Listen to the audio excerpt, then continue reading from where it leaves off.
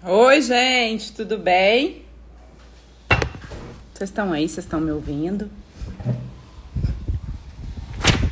Olha a elegância dela. Ela faz a elegância dela, não é mesmo, senhora? Tudo bem? Boa noite, vocês estão conseguindo ouvir? Tô aqui tentando um penteado, mas não tá muito dando certo, sabe? Boa noite! E aí? Marcelo, meu primo! Olá, Marcelo! Boa noite desde o Brasil, seu maravilhoso! Saudades enorme! Estão me ouvindo, né? Vocês ficaram sabendo, gente, que o Neymar desarquivou as fotos da Bruna Marquezine do Instagram dele? Vocês ficaram sabendo disso? Eu shippava esse casal, né? Antes das baixarias do Neymar. Eu shippava, porque eu sou muito futebolística, muito ligada no futebol. E aí eu shippava esse casal porque Neymar me pediu Bruna em namoro dentro de um estádio de futebol. E aquilo acabou com o meu coração, né? Mas depois ele foi apenas um babaca escroto, um abusador. E não tem mais jeito de shippar este casal, mas fato é que Neymar desarquivou as fotos de Bruna Marquezine ali do Instagram dele, o que é muito suspeito, né? A gente tem que torcer pra Bruna ficar firme e não cair nas ciladas no inimigo. Amém, igreja? Todo mundo em jejum e oração pela Marquezine, porque Neymar é um traste, tá bom? Pensamento aí firme nisto. Gente, a pessoa que vai fazer a live comigo hoje, eu esqueci o nome do Instagram dela. Olha como eu sou uma pessoa organizada. Achei, ó. Ufa. Bora lá. Chamei.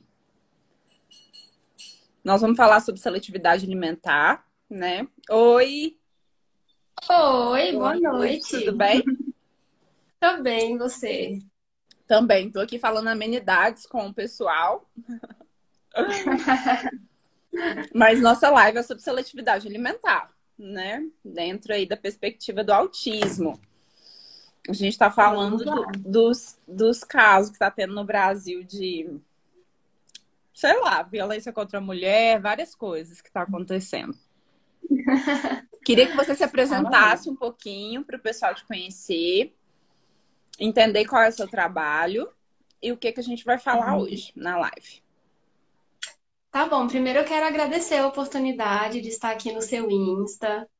Admiro muito o seu trabalho e acompanho sempre. Meu nome é Fiamma, sou nutricionista infantil, com foco em dificuldades alimentares. Acho que o áudio tá legal, né? Se tiver baixinho, vocês me falam. E eu comecei esse trabalho por causa do meu filho, né, gente? Igual Uhum. você, né, Poliana? Sim. As mães pira, Esses meninos, literalmente. exatamente, esses meninos arrastam a gente e a gente se vê obrigado ali a mudar nosso ramo de trabalho, digamos assim. É. O Heitor, ele é autista também, assim como o João. Ele vai fazer 4 anos. E com 2 anos ele começou com um quadro de dificuldade alimentar muito grande, né? Então ele só comia caldo de frango e vitamina de banana, só isso. E é interessante que eu não encontrei um ser humano nessa face da Terra que conseguisse me ajudar com isso, né? Ele era recém-diagnosticado, eu mãe de primeira viagem, eu não fazia ideia por que que o menino tinha parado de comer. E ninguém conseguia me ajudar, nem pediatra, nem nutricionista infantil, ninguém. E aí, o que que eu fiz? Eu fui estudar, né? Meti a cara nos artigos, fui ler artigo científico, fiz um curso, descobri uma fono muito boa chamada Aline Padovani. Enfim, passei madrugadas e madrugadas aí lendo artigo em inglês, tive que aprender a ler em inglês, já começa por aí, né? E aí descobri, né, uma coisinha que é bem comum nas crianças autistas e não só em autistas, crianças típicas também têm, que chama-se transtorno do processamento sensorial. Só daí que eu pude realmente tratar meu filho, né, como ele realmente merecia. Entendi. Qual a idade dele hoje? Hoje ele tem 4 anos. Ele vai fazer 4, isso. Uhum. E você hoje trabalha com isso? Trabalho com isso. Acabei mudando todo o meu foco de atendimento por causa dele, né? Assim, acabou que eu fiquei tão fissurada em nutrição infantil, em seletividade alimentar, em dificuldade alimentar. Acabou que eu estudei tanto sobre isso que eu mudei completamente minha linha de atendimento e digo que valeu muito a pena mesmo, né? Trabalhava com o quê É, antes, só por curiosidade? nutrição vegetariana, você acredita? E você é vegetariana ou não? Eu fui. Uhum. E aí, por conta da seletividade alimentar dele, uma das poucas coisas que ele aceitava era a carne. E aí Ah, tá. a gente deixou de ser vegetariano por causa disso, né? O pessoal aqui de Entendi. casa. E Interessante. aí, hoje eu sou nutricionista infantil. Ah, entendi. Legal. E aí, você acabou se especializando por causa, então, do seu filho, né? Dessa trajetória com ele. E hoje você trabalha Exatamente. com esses transtornos alimentares relacionados à infância, não só ao autismo, né, mas transtornos do processamento sensorial em específico, né, de forma mais direcionada. Exatamente, isso mesmo. Tá. Então conta pra gente um pouquinho que todo mundo quer saber. Como fazer uma criança com seletividade comer? Diga a pílula mágica. Olha, não existe uma mágica, né? Na verdade, o processo exige muita paciência, né? E acompanhamento profissional. Então, eu digo sempre assim: o primeiro passo para ajudar uma criança que não está comendo é descobrir por que que ela não está comendo, Tá, concorda? concordo Né? plenamente. Diagnóstico é Se o que não... orienta a intervenção, e isso para tudo, né? Da parte nutricional é mais Exatamente. uma das coisas. Exatamente. E assim, seletividade, dificuldade alimentar, pode ser multifatorial, né? Então, pode ser dificuldade orofacial, alergia alimentar, fobia alimentar causada por engasgo, né? Ou alguma coisa do tipo. E o caso do meu filho, que é o transtorno do processamento sensorial, Poliana, que inclusive uma a cada 6 crianças apresenta essa sensibilidade sensorial. E a maior causa de seletividade alimentar hoje, né? Uhum, Pouca pessoa sabe. Então, esse transtorno, o que que acontece? O cérebro dessa criança, ela recebe e processa as sensações de forma distorcida. Geralmente, ela sente as sensações de forma hiperbólica, né? uhum, No caso do Heitor, ele tem o tato muito sensível. Então, a textura dos alimentos para ele é extremamente desconfortável, né? Texturas que uhum, para nós é normal, para ele é extremamente desconfortável. Mas, claro, existe sensibilidade olfativa, que é quando a criança realmente tem um olfato aguçado, né? Existe a sensibilidade auditiva, que interfere também na alimentação. Já viu? Quando a gente come uhum. coisa crocante, faz croque, croque, croque, né? E aí essa sensibilidade auditiva também pode interferir na alimentação da criança. E no caso do Heitor, é tátil, né? Entendi. E aí, você quer fazer a pergunta do tratamento? Já posso Não, entrar eu assim? queria até falar um pouquinho assim que eu trabalho com comportamento, né? E toda vez que a gente se depara com uma criança com uma seletividade alimentar, né? A gente vai, obviamente, procurar as origens. E muitas vezes os transtornos sensoriais, eles acabam afetando e fazendo condicionamentos dentro do comportamento da criança. Então, uma coisa que era muito pequena, assim, ou não pequena, né? Falar pequeno é minimizar o sofrimento da criança, mas era contornável, né? Era uma experiência que poderia ser contornada de uma forma mais fácil. Mas porque ela tem uma experiência com alimento muito aversiva, ela acaba generalizando esse comportamento para o hábito alimentar dela. E aí, além da dificuldade nutricional, sensorial, né, e às vezes de motricidade, como você falou, a gente passa a ter uma dificuldade comportamental também, né? E por isso Sim. esse tratamento que é multidisciplinar, não tem como ser feito sozinho. Eu vou te falar que eu troquei de celular e eu não acho as perguntas, então você pode fazer perguntas retóricas. Você pergunta, você conduz um pouquinho a conversa aí e eu vou fazendo comentários, vai ser Não, mais tudo fácil. bem. Tá. Tem uma pessoa, a Camila Matos, tá dizendo que o filho dela tem curiosidade de provar, mas não engole. E isso é um sinal de que ele tem uma sensibilidade sensorial, porque a criança ela quer comer. É Uhum. interessante que você percebe que a criança ela realmente ela quer comer. O que incomoda não é o gosto do alimento, mas quando ela entra em contato com aquela textura desagradável para ela, ela simplesmente não consegue o quê? Engolir, né? Então esse de, ele tenta comer, mas não consegue, ele faz ânsia, ele vomita. Então, assim, o Heitor era um caso assim tão extremo que ele vomitava durante as refeições. Então, tudo isso é sinal de que realmente o seu filho tem uma questão sensorial que deve ser tratada. Fiamma, até quero fazer uma observação, porque eu tenho pequenininhos, existem casos de crianças que buscam provar, né? O meu João, por exemplo, ele prova. Mas tem crianças que elas acabam desenvolvendo essa resistência também, né? Elas têm uma experiência tão negativa com o alimento que aí elas não querem mais provar. Inclusive, muitas crianças, eu tenho um pequenininho que não come nada que não seja branco. E aí a gente fala, mas por Não, quê? Será um transtorno sensorial? Que é só uma mesma cor? Não, ele generalizou um aprendizado na história de vida dele. Então, isso também é muito importante dizer que é muito exatamente. individual, né? Muitas crianças acabam vivenciando isso.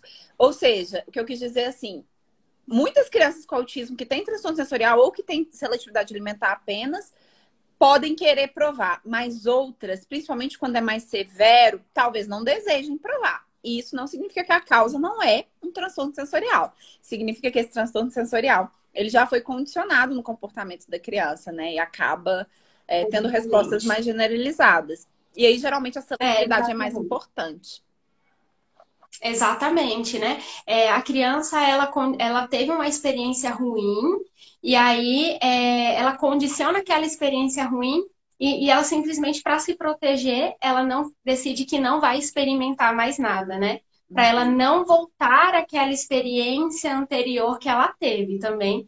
É muito comum. E aí, cada criança vai respondendo, igual você falou, de uma forma, né? Sim, É, a gente tem que observar também crianças que não gostam de se sujar, né? isso é Crianças que não importante. gostam de pisar na areia, criança que reclama de cheiros constantemente, ai, que cheiro ruim, ai, não quero que cheiro ruim, né? Crianças que reclamam muito de barulho, então tudo isso é o sinal de que seu filho tem uma questão sensorial e precisa de um tratamento multidisciplinar. E até uma pessoa Ah, perguntou. pode Uma falar. pessoa perguntou, enquanto a gente conversava, assim, eu fiz o teste lá, né, o teste sensorial, que geralmente quem aplica é o terapeuta ocupacional, com especialidade em integração Uhum. sensorial. Não sei se outros profissionais aplicam, que eu conheço é o terapeuta ocupacional, né, Não, que é é só o especializado, terapeuta. né, que é especializado em integração sensorial. E aí, gente, o que acontece muitas vezes? Esse teste é a partir do que a gente traz. Né? As respostas quem traz muitas vezes para a intervenção é a família. Muitas vezes. Depende da idade da Uhum. criança, depende se esse teste é direto ou indireto. Então, eu recomendo que, na dúvida, faça o teste novamente com outro profissional. Né? Porque existem perguntas Sim. específicas que vão te dizer que aquela criança tem um transtorno do processamento sensorial. Não é simplesmente chegar e falar com a mãe: mãe, seu filho tem transtorno do processamento sensorial? A gente não sabe o que é isso, né? A gente não faz Uhum. ideia do que é um transtorno do processamento sensorial. A pessoa que faz o teste, ela tem que saber conduzir as perguntas adequadamente para que ela obtenha uma resposta coerente. Então, na dúvida, Exato. refaça o teste. Né? As perguntas que a gente tem que fazer, igual a Fiamma estava falando aí, seu filho tem problema com o som? Ele tem dificuldade de encostar a mão numa geleca ou numa massinha? Ele tem problema em comer pedacinhos de carne, ele gosta de ficar sempre pelado, ou tem problema com roupa, ou dificuldade com a etiqueta de uma roupa, problemas para tomar banho, para lavar o cabelo, sensibilidade, chora, né? Então, assim, e também tem o caso das crianças que têm hiporresposta. Eu não sei se você recebe esse público, Fiamma. Sim, Uma mãe até perguntou sobre compulsão alimentar no autismo, e às vezes vem dessa busca oral, né? Desse desejo de colocar alguma sim. coisa na boca e a criança, não sabendo distinguir direito uma coisa da outra, come. Você recebe esse tipo de demanda? em menor quantidade, mas recebo. Realmente, a maior parte dos casos é Desculpa, hiperresposta a meu cachorro tá estímulos. tentando roubar a comida, desculpa. Lupin! Desculpa, gente, eu levei um susto. Cachorros terríveis. Bom, como eu dizia, em menor quantidade. Realmente, né, o maior número de casos são de crianças com hiperresposta. Inclusive, você que trabalha com sinais de autismo em bebês bem pequenininhos, né? O meu filho, ele deu o primeiro sinal, sabe quando? Ainda na maternidade, você acredita? Não Eu sempre acredito. lembro de você. Eu sempre lembro de você. Na maternidade, ele começou com um choro compulsivo, aquele choro que nada parava. Eu Uhum. dava peito, eu andava, eu enrolava no cobertor, nada parava. Sabe quando foi que ele parou de chorar? Quando eu tirei a roupa. Ele estava Hum. incomodado com a etiqueta da roupa. Então você Nossa. imagina, um recém-nascido já deu lá o seu primeiro sinal na maternidade, eu não fazia ideia, né? Completamente leiga do E assunto. você sabe que o Então, João essa coisa também, de né? etiqueta. Sério? Sério, assim, na maternidade, ele não parava de chorar. Eu não tive essa experiência de tirar a roupa e ver o que que era. Mas logo que ele chega, que a gente colocou ele na cadeirinha para vir para casa, ele se assustou. E aí ele começou a se assustar com qualquer coisa. A gente andava com o carro, ele assustava. A gente parava o carro, ele assustava. Num nível de frequência, né, daquele reflexo, que eu percebi que era uma dificuldade ali de lidar com aqueles estímulos no ambiente. Embora eu não soubesse esse linguajar, né? Eu falava, ele Sim. odeia as coisas, ele odeia as pessoas, ele odeia viver, ele odeia que a gente fale com ele. Eu falava assim. Mas era isso também, transtorno do processamento sensorial, já com hiperresposta sensorial. Geralmente são crianças mais choronas. Tive dificuldade na introdução alimentar. Você teve também dificuldade na introdução alimentar? Na introdução Não. alimentar eu não tive dificuldade, mas quando ele fez 2 anos, parou geral. Assim, ele apresentava vômito. Na introdução alimentar, ele apresentava vômito. Mas era uma criança que comia de tudo. Mas quando entrava em contato com a textura meio desagradável, vomitava. E aí eu também, assim, leiga, achava que era normal a proteção de engasgo ou qualquer coisa do tipo. E não é normal, né? Vômito durante a refeição não é normal. É normal o gag, né? Eles falam que é normal o Sim, gag, mas sim, a sim. criança não vai chegar a Reflexo vomitar. de Exatamente. Reflexo de Gag é super natural, mas vômito não é normal. Pode ser refluxo, né? Pode ser qualquer outra coisa, mas normal não é. Entendi.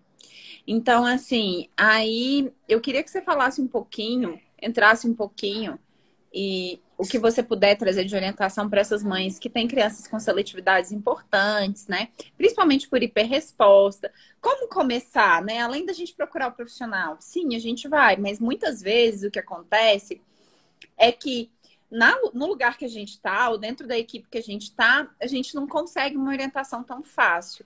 Então, eu acho que seria legal dar um Sim. primeiro, assim, para onde ir, sabe? Para as mães. Ok. Então, assim, como você falou, primeiro de tudo, buscar ajuda profissional, de um terapeuta ocupacional para fazer integração sensorial, de um bom nutricionista infantil que entenda de dificuldade alimentar, mas agora eu vou dar aqui orientações práticas do que você pode fazer na sua casa, né? Então, primeiro de tudo, a Poliana que estuda análise do comportamento vai saber falar até melhor do que eu. Não forçar a criança a comer, não brigar com a criança, não chantagear, porque isso, na verdade, é um reforçador de seletividade. Estou certa, Poliana? Certa, certíssima. A gente fala que são condicionamentos que acontecem na hora da refeição, né? E toda vez que você Uhum. entra em contato com um estímulo aversivo para o seu organismo e aquilo foi colocado de uma forma impositiva, você vai desenvolver mecanismos de proteção. Você vai ver aquilo e falar de jeito nenhum. Então, isso agrava o processo de seletividade, com certeza. Exatamente, tá? Então, esse é o primeiro passo, né? Entender que não é sua culpa, né? Ao contrário do que muitos dizem, né? Muitos pediatras culpam constantemente as mães. E também não é culpa da criança, tá? Então, vocês precisam de direcionamento profissional. Ok. Dito isto, segundo passo, vocês podem fazer em casa uma coisa que eu chamo de terapia expositiva, que é nada Isso. mais, nada menos do que expor essa criança a texturas de diversos alimentos, mas tem que ser especificamente de alimentos. O fim, aliás, de início, não é com o intuito de que a criança coma, tá? O início é que, aliás, a intenção é fazer que a criança se sinta confortável na presença desses alimentos. Porque como é que a criança vai comer uma coisa que ela sequer consegue ficar perto? Concorda comigo? Sim. Não vai, né? Então, primeiro, a criança precisa se sentir confortável na presença daqueles alimentos. E como é que você vai fazer isso? Usando o lúdico, tá? Uhum, Para você não afastar a criança. Porque se você chegar assim, come, você já afastou a criança, uhum. né? Então, você precisa usar o lúdico a favor desse tratamento. Então, vamos fazer aqui pintura com beterraba. Pega a beterraba, vamos fazer pintura. Olha que legal, a beterraba é rosa, né? Uhum. Vamos me ajudar aqui nessa receita. Você corta a banana para mim, filho? Me ajuda a colocar? Então, fazer essa criança entender que os alimentos eles são amigos, que Sim. eles não são tão aversivos, né? E aí a neuroplasticidade vai agir e a criança vai começar a aceitar melhor aquele estímulo sensorial vindo daqueles alimentos, tá? Então, esse é o primeiro ponto. E o segundo que eu acho muito importante é testar os limites da criança. Então, assim, eu sempre digo que a frase experimenta é proibido, tá? A frase experimenta é proibido. Vou usar o exemplo da ameixa com meu filho. Meu filho tinha aversão à ameixa, né? Como é que eu fiz ele comer ameixa? Primeiro eu brinquei com as ameixas com ele. Então, a partir dali, ele já se sentiu confortável. Opa, tô na minha zona de segurança. Minha mãe não vai me forçar a comer isso aqui, eu só estou brincando. Então, brincou bastante, brincou, brincou, brincou, brincou. Depois, no outro dia, eu pedi para ele cheirar a ameixa. E aí ele cheirou. Vê como é bem sutil, né? A gente vai chegando lá de forma assim bem sutil. Depois eu descasquei a ameixa e pedi para ele colocar o dedo e provar. Esse é um limite que ele conseguiu atingir. A gente vai testando esses limites, né? Se eu chegasse assim para ele e falasse come, isso já excederia os limites dele e ele não ia provar. Uhum. Mas assim ele fez. Eu dei o modelo e ele imitou esse modelo. Depois, eu pedi para ele lamber e ele lambeu a ameixa. E aí, por último, ele comeu. Isso é terapia expositiva. A gente vai aos poucos, deixa que a criança se familiarize com aquele alimento, se sinta confortável com aquele alimento, acostumado com os estímulos sensoriais que aquele alimento traz, para então ele estar aberto a comer e a experimentar. E isso é um tratamento de médio prazo a longo prazo, né? Vai depender, é claro, de cada criança, né? Sempre testar o limite da criança. Não deu certo com aquele alimento, não fique insistindo. Parte para o próximo. O processo tem que ser leve, sabe? Tem que ser muito Uhum. leve para a criança e para você. Uhum. Então, eu acho que essas três questões que eu trouxe são os principais pontos que a mãe deve adotar em casa para ajudar esse tratamento de dificuldade alimentar. Então vamos retomar, né, para o pessoal entender. Então, primeiro, não forçar, porque a gente amplia o processo de seletividade, isso é muito importante. E, gente, muitas mães falaram: meu filho toma só leite. Eu sei que não é simples, por isso que é necessário procurar ajuda profissional. Cada caso vai ser encarado de uma forma individualizada. A gente não tem como dizer aqui, então faça exatamente assim. São ideias gerais de como lidar com isso. Mas Exatamente. tem uma criança com baixo peso, uma criança com risco realmente nutricional, o que fazer com ela, a gente vai precisar de orientação individualizada para o caso dela, tá? Mas de forma geral, é importante que a gente pense que os princípios gerais aplicáveis a isso não forçar, não lembro, fazer aproximação sucessiva, que a gente fala na análise do comportamento, devagarzinho, pequenos passos, não é isso? Terapia de Exato. exposição, Uhum. que você disse, Exatamente. terapia de E exposição usar o lúdico, e né? usar o lúdico, tá? Usar o Exatamente. lúdico. Como você disse, esses são os pontos assim que podem ser usados geral. Mas cada criança é uma. E não tem como fazer o tratamento de uma criança dessa achar que vai fazer em casa e vai dar certo sozinha, sabe? É um tema muito sério. E se a mãe não buscar realmente uma ajuda especializada, essa criança vai crescer e vai continuar seletiva, né? Mas, claro, tudo isso que eu falei aqui já ajuda bastante, né? Já ajuda Muito. muito, João aprendeu a muito comer mesmo. assim. João aprendeu a comer assim. Porque na época, Fiamma, quando eu tive as dificuldades com o João, talvez você passou por isso também. Eu não tinha acesso, eu não sabia nem onde procurar um profissional, né? Então, eu tinha um bebê que não comia, que só mamava no peito, que eu tinha que vir de uma cidade vizinha. Eu trabalhava, era policial civil. Eu tinha que vir de uma cidade vizinha para dar mamar para ele, porque ele não comia nada e nem bebia leite nem água durante 4 horas, as 4 horas que eu estava lá, né? E quando ofereciam comida, outro tipo de leite, enfim, qualquer outro alimento, ele vomitava. E na época eu procurei, sabe, orientação, mas não conseguiram me orientar em relação a isso de uma forma passo a passo, igual você tá falando aqui, assim, efetiva mesmo, né? Me diziam, traz o alimento para terapia, para tal terapia. E dali eu não sabia mais o que fazer quando eu saía dali com ele. Tá, eu trouxe uma mão, mas e aí? Ele não comeu lá em casa, eu vou fazer o quê? Entendeu? Então foi uma construção que, com base no lúdico, com base nas aproximações sucessivas, né, que a gente foi fazendo com ele e deu super certo. Ele tem uma seletividade, mas não tem um impacto muito grande no desenvolvimento dele, né? Mas é muito importante, principalmente quando os casos são mais severos, a gente procurar o profissional. Por quê? Com Vou certeza. dar o exemplo de um pequenininho que eu atendo, que só comia batata palha, né? E aí, o que que acontece quando você pega uma criança que só come batata palitinha até um quadro de desnutrição, tá? Os médicos queriam colocar sonda, passar sonda, aquela situação assim, a mãe desesperada, né?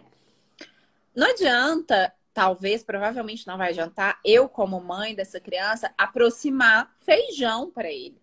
Talvez nunca dê certo, ele nunca talvez coma feijão, né? É mais fácil fazer essa aproximação por alimentos que são semelhantes àquele que ele já come, né? E para isso a gente precisa de um estudo, entender, né, o que causa dificuldade sensorial nele. E isso a gente faz de forma individualizada, né? Cada caso, cada criança a Exatamente. gente vai avaliando e conseguindo ter essa percepção, né, da equipe multi junto com a TO, Exatamente. o trabalho. Exatamente. Você tocou num ponto bem interessante, né?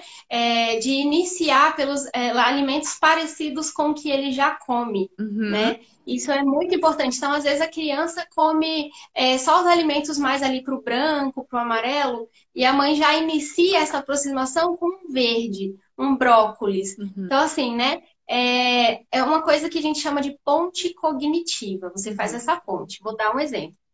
Como é que eu fiz o Heitor comer inhame? Estou dando um exemplo do Heitor, mas lembre-se que cada caso é um caso, só para vocês entenderem que é a ponte cognitiva. Então, assim, ele sempre comeu a batata frita. Eu cortei um inhame exatamente igual à batata frita, em palitinho. E fritei na fritadeira elétrica, que é como eu faço, né, a batatinha dele.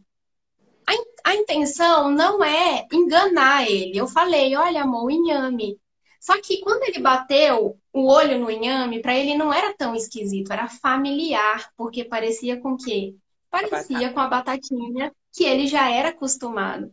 Então, começar desse jeito, dessa forma, usando essa ponte cognitiva, é uma estratégia também bem inteligente, tá? É bem interessante. Fiamma, até tem uma mãe falando que o filho foi de uma seletividade importante, usou sonda 2 anos. Meu Deus, eu imagino o desespero, né? Que é uma criança usar sonda 2 anos. Saiu da sonda, comeu bem durante 1 ano e agora tá seletivo de novo, né? E aí, gente, tem que pensar que provavelmente, lembra lá o que a Fiamma falou, existe uma causa que provavelmente é sensorial, né? É a maior causa da seletividade alimentar. E aí essa criança entrou em contato com essa dificuldade sensorial no momento que ela estava mais sensibilizada, seja por aspectos comportamentais, seja pelo próprio ambiente que naquele momento se apresentava né, com maior demanda para ela, e uma resposta que estava fácil teve um custo muito aumentado. Então, assim, vamos pensar, gente, se alguém buzinar o carro do nosso lado num dia que tá tudo bem, que a gente namorou com o marido, que a gente está feliz, tá tudo bem, não tem problema nenhum. Mas se a gente tiver saído de um dia cheio no trabalho, que o chefe brigou, que a gente perdeu o emprego, passou o dia inteiro trabalhando, aí a gente tá lá no sinal de trânsito, alguém buzina, aquilo é insuportável, né? Pensando nas crianças com autismo que têm uma tendência à rigidez cognitiva, ou seja, uma experiência que elas vão viver, vão ficar marcadas de uma forma mais importante na história de vida delas, elas podem voltar, né? Dar um passo para trás aí nesse processo de aprendizagem alimentar. Mas isso não significa que ela não vai recuperar. Né? Até indico nesse caso que é muito importante, né? Conversa com a Fiamma no final da live, procura ela lá no Instagram dela, fala com ela, porque realmente não é uma coisa que você possa deixar. Seu filho usou sonda há 2 anos, né? Uma criança que está não só seletiva, mas um ponto mais extremo, bem extremo da seletividade, né? Isso é importante também. É um ponto muito importante esse que você tocou. Inclusive, o Heitor, o tempo todo, como você usou esse termo, ele dá um passo atrás. Então, tempo atrás, ele ficou 2 semanas sem comer arroz e feijão. Né? Então, nesses momentos, a gente respira. Mas não deixa de apresentar de alguma forma também, né? Não, só que a estratégia é você colocar uma representação menor no prato. Sim. Né? Então, ele não estava comendo arroz e feijão, mas eu não deixei de oferecer o arroz e feijão. Só que o arroz e feijão ele estava ali presente em uma quantidadezinha menor, né? O que a criança rejeita, a gente coloca uma representação menor no prato, para não assustar. Mas essa representação tem que estar ali, né? E 2 semanas depois ele voltou a comer arroz e feijão, sabe? Então, assim, tem que manter a calma, continuar com os tratamentos que vai dar certo. Exatamente. Eu acho que é entender o processo, né? E o processo, assim, é um processo longo mesmo, né? Porque é um aprendizado, o comportamento é treinado, né? A habituação sensorial, ela acontece devagar. Então, enfim, é toda uma complexidade que não se resolve de um dia para a noite, né?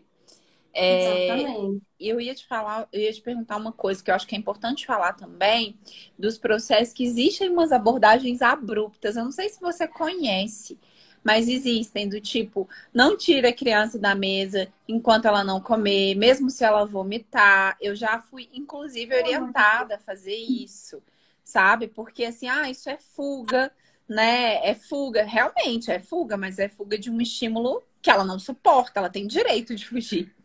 Né? Ela tem direito, é direito da criança.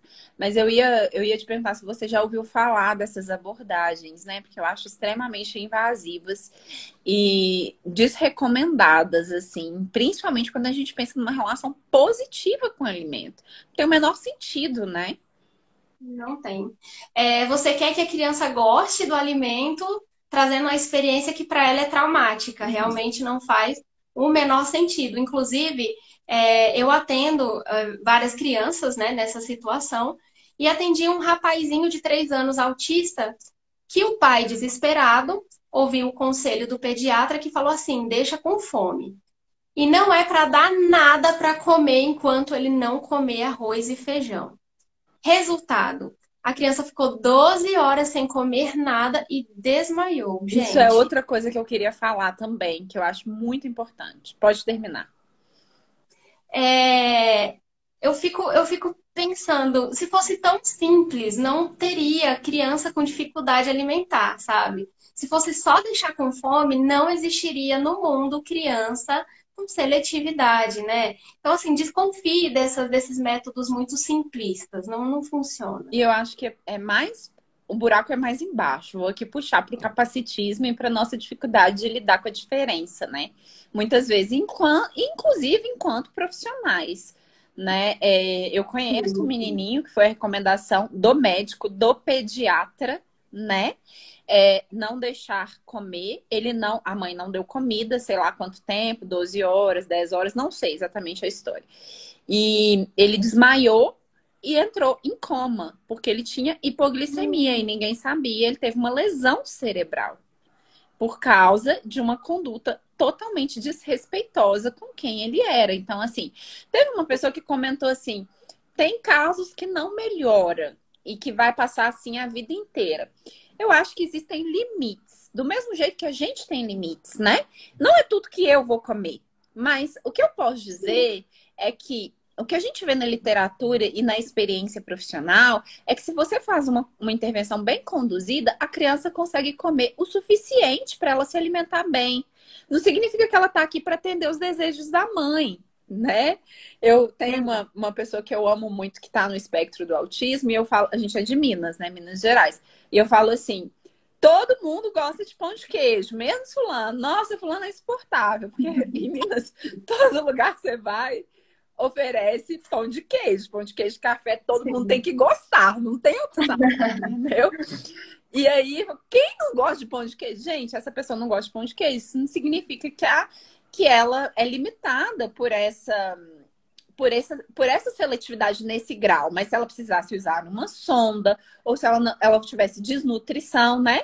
Eu acho que tem uma questão do respeito com o lugar do outro como sendo diferente também. Exatamente. E aí você imagina, assim, o Heitor, ele veio pra dar um tapa na minha cara, né? Porque eu, nutricionista, e aí eu grávida, eu já imaginava um pequeno ser humano comedor de vegetais. Eu falava, nossa, meu filho vai comer muito bem. Eu já imaginava meus posts no Instagram das comidinhas. Eu tenho que fazer essa pausa para rir, porque A vida estava te no esperando, assim, rindo da sua cara, né? Já... Exatamente. E aí, de repente, eu tive que entender que é bem isso que você falou. O filho, ele não tá aqui para atender os desejos da mãe, né? Então, assim, quando a gente fala de dificuldade alimentar, a nossa meta é fazer a criança comer o suficiente para se nutrir. Não é fazer ela comer tudo, né? Então,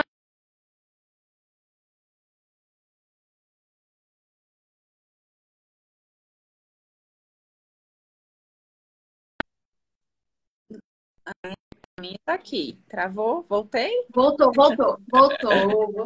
Fiamma, tem mais alguma coisa que você acha importante falar? Perguntaram sobre intestino e inflamação. A gente falou sobre limitar um pouco as perguntas, porque a gente sabia que ia partir para esse lado também, né? Mas tem alguma coisa que você deseje falar, que você acha importante falar? Você tem alguma a pergunta sobre o intestino? Falou que fale um pouco de intestino e inflamação. Pois. Não tem muito o que dizer, né? Se ela tá tentando falar sobre glúten, lactose, é isso? Acho Eu que é. imagino que sim. É bem aquilo mesmo, né? Se a pessoa tem problema com lactose e com glúten, ela não come, né? Se ela não tem problema com glúten e com lactose, ela pode comer normalmente, né? Heitor não come laticínios não porque ele é autista, mas porque ele é intolerante, né? E aí, quando ele consome, ele fica totalmente desregulado. Mas por quê? Por causa da intolerância à lactose, né? Então, a recomendação é a mesma para todas as pessoas. Uma coisa muito importante, e eu sempre termino as minhas lives com essa frase, que eu acho uma frase fantástica, que é a seguinte: o dia que a gente planta a semente, não é o dia que a gente colhe o fruto. Então, Maravilhoso. assim, sempre que você, mãe, estiver assim, agoniada, desesperada, que seu filho não come, lembra, vai plantando a sementinha, que um dia você vai lá e você vai colher o fruto. Vai demorar um pouco, né? A árvore não cresce do dia para a noite, mas você vai colher. Não pode desistir do processo, tá? Tem Sim, que curtir o verdade. processo. E a gente vê isso na prática, né?